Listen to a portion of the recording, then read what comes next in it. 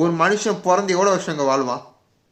தோராயமாக ஆவரேஜாக சொல்லுவோமே ஒரு 70 வயசு. இப்போ அது கூட கம்மியாகிட்டே வருது. 70 வயசுன்னு வச்சுப்போம். இந்த 70 வருஷம் வாழப்போம். ஒரு வயசுலேருந்து கிட்டத்தட்ட 16 வயசு 16 வயசு வரைக்கும் நீங்கள் வந்து ஸ்கூலில் இருப்பீங்க. 16-17 வயசு வரைக்கும் அப்பா அம்மா கூட தான் இருப்பீங்க. சரி, 20 வயசுன்னு வச்சுப்போம், காலேஜ் படிக்கிற வரைக்கும் வச்சுப்போம். உங்கள் வாழ்க்கையே 20 வயசுக்கு அப்புறம் தான் ஆரம்பிக்க போகுது. ஸோ 20லேருந்து 70னா 50 வருஷம். இந்த 50 வருஷம் தான் இந்த உலகத்தில் வாழ போகிறோம்.